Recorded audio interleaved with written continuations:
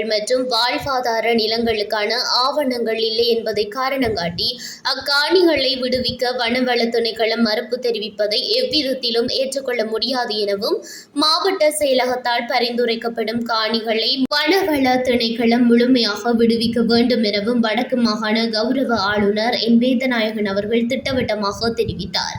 கிளிநொச்சி மாவட்டத்தின் இவ்வாண்டுக்கான முதலாவது காலாண்டு மாவட்ட ஒருங்கிணைப்பு குழு கூட்டம் குழுவின் தலைவரும் கடற்றொழில் நீரியல் மற்றும் கடல் வளங்கள் அமைச்சருமான கௌரவ இ சந்திரசேகர் மற்றும் குழுவின் இணைத் தலைவரும் வடக்கு மாகாண கௌரவ ஆளுநருமாகிய என் வேதநாயகன் ஆகியோரின் இணை தலைமையில் நேற்று புதன்கிழமை காலை 25ஆம் தேதி கிளிநொச்சி மாவட்ட செயலக திறன் அபிவிருத்தி மண்டபத்தில் நடைபெற்றது.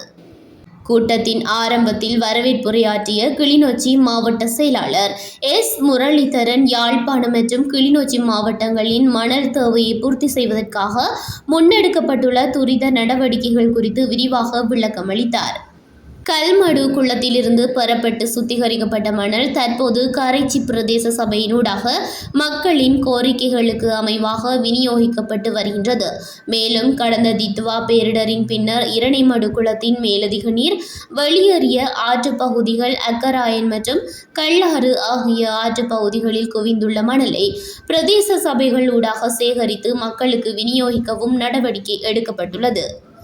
இது தவிர கிளிநொச்சியிலுள்ள 5 குளங்களில் மண்ணை கழுவுவதற்கான கேள்வி பத்திரங்கள் கோரப்பட்டுள்ளதாகவும் இதன் மூலம் சுமார் 15,000 கியூப் மணல் பெற்றுக்கொள்ளப்படும் என எதிர்பார்க்கப்படுவதாகவும் அவர் தெரிவித்தார்.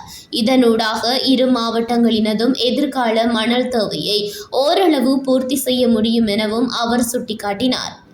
இதன்போது உரையாற்றிய கௌரவ அமைச்சர் சந்திரசேகர் நடப்பாண்டில் மாவட்டத்தின் அபிவிருத்திக்காக பல்வேறு நிதி ஒதுக்கீடுகள் கிடைக்கப்பெறவுள்ள நிலையில் அவற்றை வினைத்திறனுடன் செலவிடுவதற்கான போதிய கால அவகாசம் காணப்படுவதால் அபிவிருத்தி பணிகளை மிக சிறப்பாகவும் துரிதமாகவும் முன்னெடுக்குமாறு அதிகாரிகளை கேட்டுக்கொண்டார்.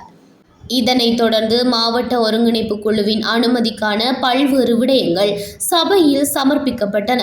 பன்முகப்படுத்தப்பட்ட வரவு செலவு திட்ட நிதி, மீள்குடியேற்ற அமைச்சினூடான வீட்டுத் திட்டங்கள், கிராமிய வீதி அபிவிருத்தி திட்டங்கள், புனரமைக்கப்பட வேண்டிய பாலங்களின் முன்னுரிமை பட்டியல், இடர் முகாமைத்துவ திட்டம் மற்றும் சமூக சக்தி வறுமை ஒழிப்பு திட்டம் ஆகியவற்றுக்கான அனுமதிகள் கோரப்பட்ட போது கௌரவ நாடாளுமன்ற உறுப்பினர் இ அர்ச்சுனா, பி கஜேந்திரகுமார் மற்றும் பிரதேச சபைகளின் கௌரவ தவிசாளர்கள் ஆகியோர் தமது எதிர்ப்பை பதிவு செய்தனர்.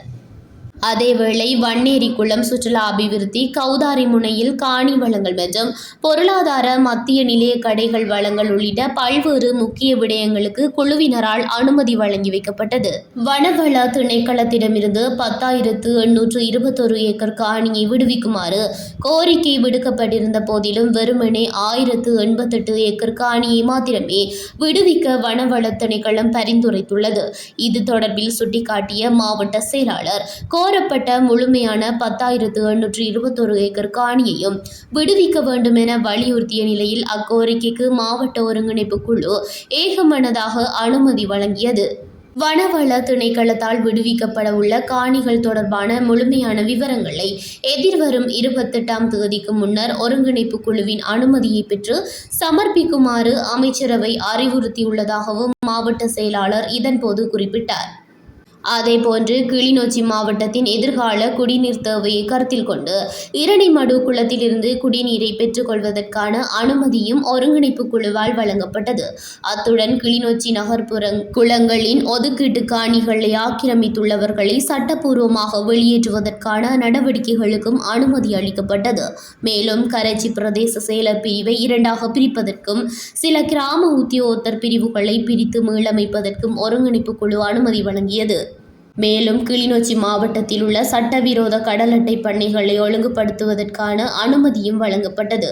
இக்கூட்டத்தில் கௌரவ நாடாளுமன்ற உறுப்பினர்களான ஜெயச்சந்திரமூர்த்தி ரஜீவன், கஜேந்திரகுமார், பொன்னம்பலம், அர்ச்சுனா ராமநாதன் ஆகியோரும் வடக்கு மாகாண பிரதம செயலாளர், அமைச்சுக்களின் செயலாளர்கள், பிரதி பிரதம செயலாளர்கள், மாகாண பணிப்பாளர்கள், ஆணையாளர்கள், திணைக்கள தலைவர்கள், பிரதேச சபைகளின் கௌரவ தவிசாளர்கள், சமூக அமைப்புகளின் பிரதிநிதிகள் மற்றும் பாதுகாப்பு தரப்பினர் என பலரும் கலந்து கொண்டனர்.